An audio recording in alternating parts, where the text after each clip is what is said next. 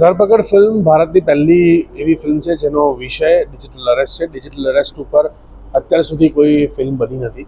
15મી મે આ film release થાય છે અને અનીશ શાહ ફિલ્મના દિગ્દર્શક છે. એમની ગઈ ફિલ્મ હતી, એનું નામ હતું ઉડન છું. ફિલ્મ બહુ અમેઝિંગ બની છે ધરપકડ, અને એવો સળગતો વિષય છે કે લોકો સુધી આ વાત પહોંચવી બહુ જલ્દી જરૂરી હતી. સો એ વિષય વસ્તુ સાથે આવી રહ્યા છીએ અમે 15મી મે ધરપકડ સાથે. આ અલગ કેરેક્ટર કરવાનો મોકો બહુ ઓછો મળતો હોય છે. આમ generally romantic comedy, family drama, love stories અથવા ભાઈબંધોની ફિલ્મ, આવું બધું ઘણું બધું કરવાનો પ્રયત્ન કર્યો અને લોકોને મજા જ આવે છે.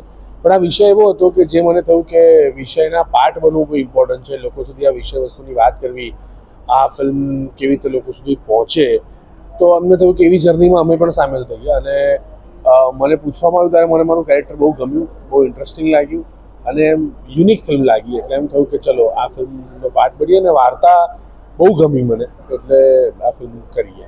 ફિલ્મમાં મારું નામ છે અર્જુન. મારા ફાધર સાથે સ્કેમ થાય છે, ફ્રોડ થાય છે અને કેવી રીતે ઇન્વેસ્ટિગેશનની વાર્તા આગળ વધે છે, એ મારું મૂળ કેરેક્ટર છે.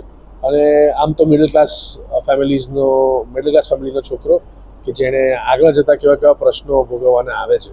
That's the main character. બહુ જ મજા આવી, બહુ જ સરસ રહ્યું. હું સુરત સાથે પહેલી વાર કામ કર્યું, ઇવન અનીશ સાથે પહેલી વાર કામ કરવાનો મોકો મળ્યો.